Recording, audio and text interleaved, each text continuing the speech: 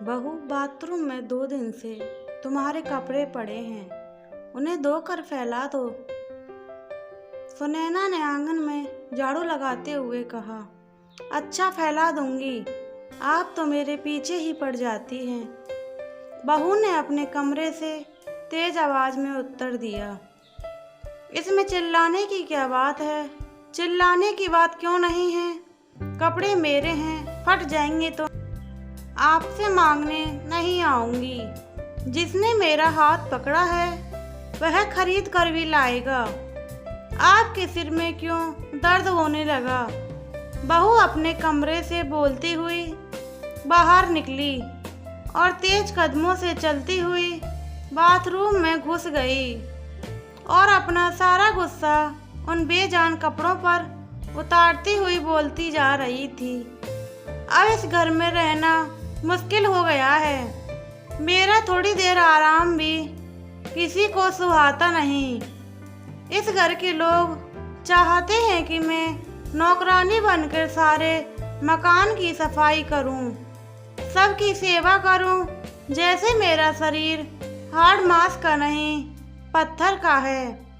अपने इकलौते बेटे अखिलेश के लिए सुनैना ने बहुत सी लड़कियां को देखने के बाद ऋतु का चुनाव किया था। दूध की तरह गोरी और बीकॉम तक पढ़ी सर्वांग सुंदरी ऋतु को देखते ही सुनैना उस पर मोहित सी हो गई थी और घर आते ही घोषणा कर दी कि मेरी बहू बनेगी तो ऋतु ही, अन्यथा अखिलेश भले ही कुंवारा रह जाए। इस तरह सुनैना ने 2 साल पहले अपने बेटे का विवाह ऋतु से कर दिया था। ऋतु अपने पूरे परिवार की लाडली थी, विशेषकर अपनी माँ की। इसलिए वह थोड़ी जिद्दी, अहंकारी और स्वार्थी थी। उसके घर में उसकी माँ का ही शासन था। बचपन से ऋतु को माँ ने यही पाठ पढ़ाया था कि ससुराल जाने के बाद जितनी जल्दी हो सके अपना अलग घर बसा लेना। संयुक्त परिवार में रहोगी तो सास ससुर की सेवा करनी पड़ेगी। वैसे भी तो सुनैना के परिवार भी किसी चीज़ की कमी नहीं थी, पर ऋतु के परिवार के मुकाबले उनकी स्थिति कुछ कमज़ोर थी। सुनैना के पति राम अवतार एक कंपनी में हेड अकाउंटेंट थे। वेतन कम था, पर उसी कम वेतन में उनकी पत्नी सुनैना अपने घर को बड़े ही सलीके से चला रही थी।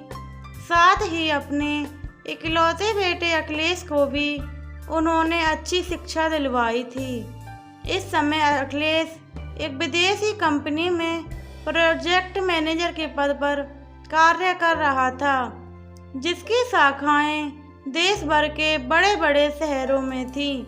अखिलेश को अक्सर अपनी कंपनी की अलग अलग जगह की शाखाओं का दौरा करना पड़ता था। अखिलेश जानता था कि कितनी कठिनाइयों से उसके मम्मी पापा ने उसे अच्छी शिक्षा दिलवाई है। इसलिए उसका झुकाव हमेशा माता पिता और अपने घर की ओर रहता था। वह अपने वेतन में से कुछ ऋतु को देकर बाकी पैसा अपनी मम्मी के हाथों में रख देता था। 2-3 महीने तो ऋतु ने यह सब देखकर सहन किया। यहाँ की सारी स्थितियों की जानकारी वह अपनी मम्मी को बताना कभी नहीं भूलती थी। हर रात दिन भर की घटनाओं की जानकारी वह अपनी माँ को दे दिया करती थी और माँ उसे अपना गुरु मंत्र देना कभी नहीं भूलती थी। करीब 3 महीने बाद ऋतु ने पहले तो अपने पति पर शासन करना शुरू किया और जब वहाँ बात नहीं बनी तो उसने अपनी सास सुनैना से बात बात में झगड़ा करना शुरू कर दिया। एक बार जो उसका मुंह खुला तो उसने सुनैना की हर बात में ईंट का जवाब पत्थर से देना शुरू कर दिया। अब तो इस घर में हर दिन सास बहू में झगड़ा होने लगा। जिस घर में ऋतु के आने से पहले जो शांति थी, अब उस शांति का वहाँ नामो निशान भी न रहा।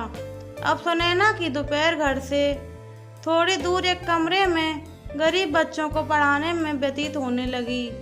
राम अवतार एक शांति प्रिय व्यक्ति होने के नाते दोनों को कुछ भी कह नहीं पाते थे। पत्नी को अधिक प्यार करते थे, इसलिए उसे अपने तरीके से समझा दिया और बहू के मुंह लगना उचित नहीं समझते थे, इसलिए वे अपने ऑफिस से लेट आने लगे। अखिलेश की भी यही स्थिति थी। जिस माँ ने तमाम मुसीबत झेलकर उसे पाला पोसा, पढ़ा लिखा कर इस लायक बनाया कि वह इज्जत की रोटी कमा सके, उनसे वह कठोर बातें बोल नहीं सकता था। लेकिन ऋतु के सामने उसकी हिम्मत ही नहीं होती थी। उधर ऋतु रात दिन अखिलेश के कान भरने लगी कि अब इस घर में नहीं रहेगी। उसे या तो वह उसके मायके पहुंचा दे या दूसरा मकान किराए पर लेकर रहे। शाम को जब अखिलेश ऑफिस से आया तो सीधे कमरे में गया। कमरे में ऋतु बाल बिखेरे अस्त व्यस्त कपड़ों में गुस्से में बैठी थी। अखिलेश ने उससे पूछा, आज क्या हुआ, इस तरह क्यों बैठी हो? आज फिर माँ से झगड़ा हुआ क्या? और क्या, तुम्हारी माँ मुझसे प्यार नहीं करती? शेरनी की तरह घुर्राते हुए ऋतु ने कहा और उसकी आंखों से आंसू बहने लगे। इसी के साथ दोपहर का सारा वृतांत ऋतु से नमक मिर्च लगाकर बता दिया। पुरुष सब सह सकता है, पर सुंदर स्त्री की आंखों से आंसू वह सहन नहीं कर सकता। अखिलेश ने फौरन अपना निर्णय सुना दिया कि वह कल ही इस घर को छोड़ देगा। यह बात सुनते ही ऋतु के आंसू कपूर की भांति उड़ गए। सोते जागते रात गुजर गई।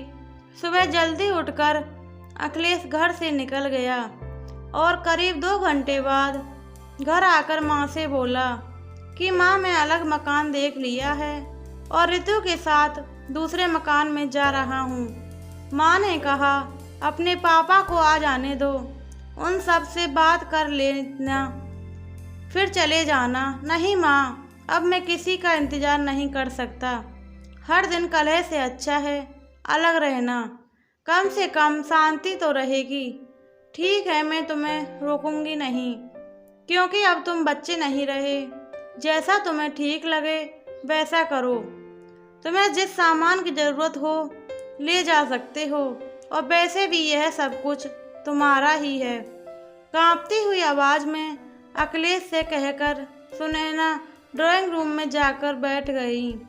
उस समय उनकी आंखों में आंसू थे, जिन्हें वे अपने आंचल से बराबर पोंछ रही थीं। थोड़ी देर बाद अखिलेश जाकर एक छोटा ट्रक ले आया। साथ में 2 मजदूर भी थे। मजदूरों ने सामान को ट्रक में चढ़ाना शुरू कर दिया। आधे घंटे बाद उसी ट्रक में दोनों पति पत्नी भी बैठकर चले गए। सुनैना की हिम्मत नहीं हुई कि वे बाहर निकलकर उन दोनों को जाते हुए देखें। शाम को जब राम अवतार जी ऑफिस से आए, तब उन्हें अपनी पत्नी सुनैना से सारी जानकारी मिली। दुख तो बहुत हुआ, पर हर दिन झगड़े से अच्छा है दोनों जगह शांति तो रहेगी। यह सोचकर वे चुप रहे। उस रात दोनों पति पत्नी ने खाना नहीं खाया। अखिलेश और ऋतु को गए हुए करीब 1 वर्ष हो गया था। ठीक दीपावली के दिन 10 दिन बाद ही दोनों ने घर छोड़ा था। दिवाली का त्यौहार आया तो हर घर में धूमधाम से तैयारियां शुरू हो गईं। घरों में दीप जलाए जा रहे थे, पर सुनैना और राम अवतार दोनों उदास बैठे, अतीत की यादों में खोए रहे। उनमें त्योहार को लेकर ना कोई उत्साह था ना कोई उमंग। शाम को सुनैना केवल एक दीपक जलाकर आंगन में रख आई। दिवाली के दिन 2 दिन बाद राम अवतार को ऑफिस भेजकर सुनैना बच्चों को पढ़ाने चली गई, और जब वे शाम को लौट रही थी तो रास्ते में उनकी मुलाकात एक अनजान औरत से हो गई, जो उन्हें जानती थी पर सुनैना उसे नहीं जानती थी। पहले तो उस स्त्री ने सुनैना को नमस्ते की, फिर बताया कि ऋतु व अखिलेश उसके मकान के पास ही रहते हैं। आज ऋतु की तबीयत ज़्यादा खराब थी और उसके मकान मालिक ऑटो रिक्शा से अस्पताल ले गए हैं, क्योंकि अखिलेश यहाँ है नहीं और ऋतु की डिलीवरी होने वाली है। सुनैना ने जब उस औरत से पूछा कि ऋतु के मकान मालिक उसे लेकर किस अस्पताल गए हैं, तो उसने वर्मा नर्सिंग होम का नाम बता दिया। सुनैना जल्दी घर आई और एक थैले में कुछ आवश्यक सामान रखा।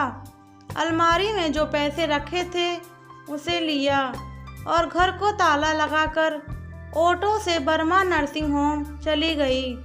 वहां जाकर जब ऋतु के बारे में पता किया तो पता चला कि बच्चा नॉर्मल नहीं हो सकता, इसलिए डॉक्टर ऋतु को ऑपरेशन थिएटर में ले गए। तभी एक नर्स ने आकर आवाज़ लगाई कि ऋतु के साथ कौन है। डॉक्टर एक फॉर्म साइन करने और ऑपरेशन की फीस जमा कराने के लिए बुला रहे हैं। सुनैना नर्स से जब ऋतु के बारे में पूछ रही थी तब वह पर ऋतु के मकान मालिक भी खड़े थे। समझ गई थी कि यह स्त्री शायद अखिलेश की माँ है, तभी इतनी बेचैनी से पूछ रही है। उन्होंने हाथ जोड़कर सुनैना को नमस्ते किया और फिर सारी बातें उन्हें बता दी। सुनैना ने भी उन्हें बता दिया कि ऋतु उनकी बहू है और वे ऑपरेशन की फीस जमा कराने आई हैं। पहले तो डॉक्टर ने उनसे एक फॉर्म पर हस्ताक्षर करवाए और फिर ऑपरेशन के लिए 25,000 रुपये जमा कराने को कहा। डॉक्टर साहब, अभी तो आप 10,000 रुपये जमा कर लीजिए, बाकी पैसों में अपने पति से फ़ोन करके मंगा लेती हूँ, जब तक आप उसका ऑपरेशन करें। मुझे किसी भी हालत में जच्चा व बच्चा दोनों स्वस्थ चाहिए। ज़्यादा घबराने की ज़रूरत नहीं है, सब ठीक होगा। हाँ, आप यह पैसा काउंटर पर जाकर जमा कर दें और रसीद प्राप्त कर लें। वहीं से आप अपने पति को भी फ़ोन कर दें। डॉक्टर के पास से आकर सुनैना ने काउंटर पर जाकर पैसा जमा कर दिया और रसीद लेकर वहीं से राम अवतार जी को फ़ोन करके सारी बातें बता दी। साथ ही यह भी कह दिया कि जल्दी से 15,000 रुपये लेकर वर्मा नर्सिंग होम में आ जाएं। करीब 1.5 घंटे बाद राम अवतार जी वहां पर पैसे लेकर पहुंच गए, लेकिन ऋतु के मम्मी पापा अभी तक नहीं आए थे। वे ऑपरेशन रूम के पास एक बेंच पर सुनैना के साथ बैठकर इंतजार करने लगे। थोड़ी देर बाद एक नर्स सुनैना के पास आकर पूछने लगी कि ऋतु के साथ कौन है, कौन आया है। सुनैना ने कहा, मैं हूँ, बधाई हो, लड़की हुई है। नर्स ने कहा, बच्ची और उसकी माँ दोनों स्वस्थ हैं। फिर थोड़ी देर बाद एक नर्स ने लड़की को लाकर सुनैना को दिखाया, जिसे बड़े प्यार से उन्होंने पहले तो देखा, फिर उसका माथा चूम अपने पति से कुछ इशारा किया। राम अवतार जी ने 500 रुपये का नोट निकालकर नर्स को देते हुए कहा कि यह मेरी तरफ से आप सब लोगों को मिठाई खाने के लिए है। थोड़ी देर बाद ऋतु को एक स्ट्रेचर पर लिटाकर बाढ़ में लाया गया। उस समय वह बेहोश थी। बाढ़ में एक बिस्तर पर लिटाकर उसके पास के पालने में बच्ची को भी लिटा दिया गया। सुनैना वहीं एक बेंच पर बैठकर कभी बच्चे को तो कभी ऋतु को देखती रही और पति को घर भेज दिया। करीब 4.5 घंटे बाद ऋतु को होश आया। उसने आंखें खोली तो देखा उसकी सास सुनैना उसके पास बैठी है और उसकी गोद में एक बच्चा है। लक्ष्मी आई है, ठीक तुम्हारी तरह। तुम भी शायद जब पैदा हुई होगी तो ऐसी ही होगी, सुनैना ने मुस्कुराते हुए कहा और ऋतु के माथे पर हाथ फेरने लगी। ऋतु को बड़ा अच्छा लग रहा था। तभी उसके मकान मालिक भी वहां आ गए और बोले, ऋतु, जब तुझे लेकर यहाँ आ रहा था तब मेरी पत्नी की तुम्हारी मम्मी से बात हुई थी और उन्होंने कहा था कि वे जल्द ही अस्पताल पहुँच रही हैं, पर अभी तक खुद आई और ना तुम्हारे पापा आए। शाम हो गई थी, अभी तक सुनैना ने कुछ नहीं खाया था, बल्कि चाय तक भी नहीं पी। रात भर वह बेड के पास स्टूल पर बैठी कभी ऋतु का सिर दबाती तो कभी बच्ची के रोने पर उसे उठाकर घुमाती। इस तरह जिम्मेदारी को ढोते उनकी रात आंखों आंखों में कट गई। सुबह राम अवतार थर्मस में चाय लेकर आए और दोनों कपों में डालकर चाय दी। फिर पत्नी की ओर देखते हुए कहा, तुम अब घर जाओ, मैं यहाँ बैठता हूँ। कल से तुमने खाया भी नहीं। तुम्हारा खाना किचन में कल से ज्यों का त्यों बना हुआ रखा है। घर जाओ और ऋतु के लिए खिचड़ी बना लेती आना। तब तक मैं यहाँ पर बैठता हूँ। आज मैंने ऑफिस से छुट्टी ले रखी है। सुनैना दोनों को बहुत सी हिदायतें देकर चली गई। राम अवतार जी वहीं बेंच पर बैठ गए। करीब 1 घंटे के बाद कुछ सोचकर ऋतु से उन्होंने कहा, बेटा, मैं जरा बाहर बैठता हूँ, कोई चीज़ चाहिए तो नर्स से कहलवा देना। और बार से बाहर निकल गए। ऋतु के बगल वाले बेड पर ही एक स्त्री को ऑपरेशन से बच्चा हुआ था।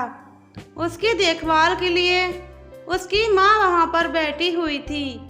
जब राम अवतार बार से बाहर चले गए तब वह औरत अपनी जगह से उठकर ऋतु के बेड के पास आ गई और पूछने लगी, तुम्हारे मम्मी पापा अच्छे स्वभाव के मालूम पड़ते हैं, खासकर तुम्हारी मम्मी तो बहुत ही अच्छी हैं। ये दोनों मेरे मम्मी पापा नहीं, सास ससुर हैं। क्या? वह औरत आश्चर्य से ऋतु का मुंह देखने लगी। फिर उसने कहा, क्या दुनिया में ऐसी भी सास होती हैं जो कल से बिना खाए पिए अपनी बहू की सेवा कर रही है? बेटे, तुम बहुत खुश नसीब हो जो तुम्हें ऐसे सास ससुर मिले हैं। पूरा वार्ड अब तक यही समझ रहा था कि तुम्हारे मम्मी पापा हैं। कोई सास अपनी बहू के लिए इतना कर सकती है, यह मैंने पहली बार देखा है। अगर हर सास तुम्हारी सास जैसी हो जाए तो कोई बहू जल कर नहीं मरेगी, कोई बहू जहर खाकर या गाड़ी के नीचे आकर नहीं मरेगी। मैं तो तुम्हें यही कहूँगी कि कभी अपनी सास को तकलीफ मत देना, कभी उनसे कठोर बातें मत बोलना। और बेटी, सच्चे मन से उनकी बुढ़ापे में सेवा करोगी तो इस बुढ़िया की आत्मा तुम्हें आशीर्वाद ही देगी। इतने में एक नर्स ऋतु को इंजेक्शन लगाने आ गई। उस औरत की बेटी ने शायद पानी मांगा और उसे वह पानी पिलाने चली गई। ऋतु सोचने लगी कि उसकी मम्मी भी एक औरत है और उसकी सास भी, पर दोनों में कितना फर्क है। एक केवल शासन करना चाहती है, दूसरी नम्रता पूर्वक अनुसरण। एक किसी के घर को तोड़ना चाहती है तो एक घर को बचाने के लिए स्वयं तकलीफ उठाती है। एक में दिखावा है तो दूसरी में गंभीरता और सहजता है। पहली नारी है इसलिए सम्मानीय है, दूसरी सम्मान के साथ श्रद्धा व प्रेम की पात्र भी है। एक केवल जननी है तो दूसरी माँ। ऋतु की आंखें छलक रही थी। बेटा, चाय पी लो। राम अवतार की आवाज़ से ऋतु का ध्यान भंग हो गया। ऋतु ने बड़े ध्यान से अपने ससुर की ओर देखा और सोचने लगी, इस व्यक्ति ने आज तक मुझे बेटा की सिवा और किसी नाम से बात नहीं की और ना ही कठोर शब्द बोले। इन लोगों के साथ गलत व्यवहार करके मैंने बहुत बड़ा अपराध किया है। फिर रितु का ध्यान भंग हुआ क्योंकि राम अवतार जी बगल वाली स्त्री से कह रहे थे, बहन जी आपको कष्ट दे रहा हूँ, आप मेरी बहू को हाथ लगाकर उठा दें ताकि वह चाय पी ले। वह औरत उठी और रितु को चाय पिलाने लगी तो राम अवतार जी बाड़ से बाहर चले गए। करीब 10 बजे सुनैना खिचड़ी और कुछ साफ सुथरे कपड़े लेकर आ गई और रितु को धीरे से बिठाकर चम्मच से अपने हाथ से खिचड़ी खिलाने लगी। आज उसे यह खिचड़ी मोहन भोग के समान लग रही थी। शाम को करीब 4 बजे रितु के पापा गिरधारी प्रसाद और उसकी मम्मी रजनी ने एक साथ बाड़ में प्रवेश किया। उस समय सास सुनैना रितु के बालों में कंघी कर रही थी। बेड की दूसरी तरफ एक खाली बेंच पर वे दोनों बैठ गए। दोनों का यहाँ आना ऐसा लग रहा था कि जैसे किसी पार्टी में आए हों। गिरधारी प्रसाद बार बार अपनी टाई को ठीक कर रहे थे और रजनी का तो कहना ही क्या, दोनों के कपड़े से महंगे परफ्यूम की खुशबू आ रही थी। पूरा जच्चा बच्चा बाड़ उस खुशबू से महक रहा था। दोनों ने औपचारिकता बस हाथ जोड़कर सुनैना को नमस्कार किया, पर फिर उनसे कोई बात नहीं की। एक थैले में कुछ सामान रखकर सुनैना ने उठते हुए कहा, रितु जितना मुझसे बन सका मैंने कर दिया। अब तुम्हारे मम्मी पापा आ गए हैं, मैं अब अपने घर जा रही हूँ। तुम भी 1 सप्ताह बाद अपना टाँका कटवा कर अपने घर चली जाओगी। और हाँ, आज तक की दवाइयों का और अस्पताल का बिल भुगतान कर दिया है मैंने, जिसकी सारी रसीदें तुम्हारे तकिए के नीचे रखी हैं। अखिलेश आएगा तो उसे मेरा आशीर्वाद कह देना।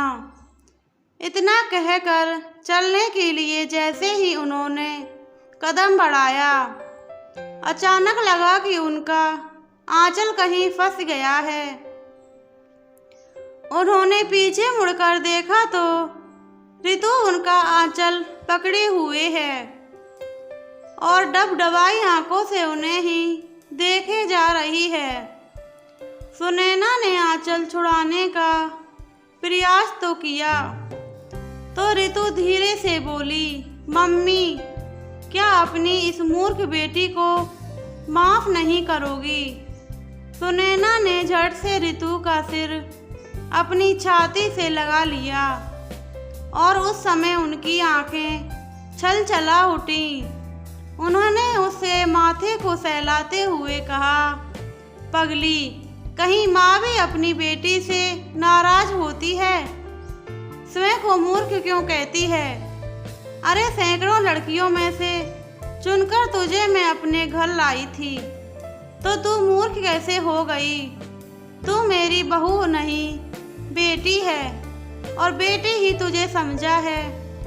सुनैना रोती जा रही थी और कहती जा रही थी, ज़्यादा नहीं रोते बेटा, अभी तुम्हारा शरीर कमज़ोर है, टाँके कच्चे हैं, रोने से उन पर जोर पड़ता है और टूटने का भय रहता है। यह कहते हुए वे अपने आंचल से उसके आंसुओं को पोंछने लगी। अचानक सुनैना का ध्यान दूसरी तरफ बैठे गिरधारी प्रसाद और उनकी पत्नी रजनी की ओर गया तो वो लोग कब के चले गए थे। शायद रजनी ने सोचा कि यहाँ अब उनका कोई काम नहीं, क्योंकि उनकी कोई भी विद्या अब ऋतु पर असर नहीं करने वाली। एक सप्ताह बाद ऋतु के टाँके कट चुके थे और उसे अस्पताल से छुट्टी की अनुमति मिल गई थी। अखिलेश भी टूर से वापस आ गया। जब वह अपने कमरे पर गया तो उसे वहां सारी बातों की जानकारी मिल गई। वह अपना सामान कमरे में रखकर सीधे ही अस्पताल चला गया। माँ को ऋतु के पास देखकर पहले तो गिलानी से अखिलेश के पांव आगे ही नहीं बढ़ पा रहे थे, लेकिन जब उसने ऋतु को और मम्मी को मुस्कुराते हुए देखा तो मम्मी के पास जाकर उनके चरण छूकर प्रणाम किया। अस्पताल से जिस दिन ऋतु को छुट्टी मिली, उसने स्पष्ट कह दिया कि वह अब किराए के मकान में न जाकर मम्मी के साथ सीधे अपने घर जाएगी। इसलिए उसे लेकर सुनैना घर आ गई थी। अब उस घर में खुशियाँ ही खुशियाँ थीं। उसी के चेहरे मुस्कुराते रहते थे। नन्ही सी जान सबके लिए खिलौना बनी हुई थी। ऋतु अब बहुत प्रतिबंध था, इसलिए वह केवल अपने कमरे में लेटी रहती थी। घर का सारा काम सुनैना ही करती थी। सुनैना ने ऋतु के पास आकर कहा, बेटी मैं बाजार जा रही हूँ और बाहर से ताला लगा देती हूँ ताकि तुझे बार बार न उठना पड़े। और वे बाहर से ताला लगाकर चली गईं। ऋतु अपने कमरे में आकर बैठी और बेटी को दूध पिलाते हुए सो गई। अचानक उसकी आँख खुली तो देखा कि कमरे में ट्यूबलाइट जल रही है। वह धीरे से अपने कमरे से बाहर निकली तो आंगन में चावल के घोल का अल्पना और बना हुआ था और वहाँ पर बहुत से दीपक रखे हुए हैं जिन्हें मम्मी जी बैठकर जला रही हैं। दिवाली बीतने के बाद मम्मी जी दीपक जला रही हैं, यह रहस्य उसकी समझ में नहीं आ रहा था। वह धीरे से अपनी सास के पास गई। ऋतु की पायल की आवाज़ से सुनैना का ध्यान दरवाजे की ओर गया तो उन्होंने देखा कि दरवाजे पर ऋतु खड़ी है। ऋतु ने आश्चर्यचकित स्वर में पूछा, मम्मी दिवाली तो कब की बीत गई, फिर ये सब आज क्यों? सुनैना मुस्कुराते हुए ऋतु की ठोड़ी को ऊपर उठाते हुए बोली, मेरे घर बरसों बाद मेरे बच्चे आए हैं तो दिवाली तो अभी ही मनाऊंगी। मेरी बेटी दिवाली के बाद घर से गई थी और दिवाली के बाद अपने साथ मेरी पोती लेकर आई है। इस खुशी मैंने आज दिवाली मनाई है। जाओ तुम भी अच्छी सी साड़ी पहन लो और नुपुर को भी नए कपड़े पहना दो। मैंने तुम दोनों के लिए नए कपड़े अलमारी में रख दिए हैं। फिर हम सब साथ मिलकर दीपक जलाएंगे। ऋतु का हृदय गदगद हो गया। वह अलमारी से कपड़े लेकर बाथरूम में बदलने चली गई। ऋतु ने झुककर पहले सुनैना के पैर छूकर प्रणाम किया। फिर उसने कहा कि मम्मी नुपुर को आज यही आशीर्वाद दें कि इसमें आपके जैसे गुण आ जाएं और जिस घर में जाए उस घर को स्वर्ग बना दे। आंगन में रखी परात में जो 11 दीपक जल रहे थे, आज उनकी लौ ऋतु को बड़ी सुंदर लग रही थी। वह अपलक केवल जलते दीपकों को ही देखे जा रही थी और वे जलते हुए दीपक उसे यूं लग रहे थे मानो उन दीपकों की लौ से उसका जीवन ही जगमगा गया हो। प्लीज़ दोस्तों, वीडियो अच्छी लगी है तो वीडियो को लाइक करें, चैनल सब्सक्राइब करें, कमेंट करें और शेयर करना बिल्कुल ना भूलें।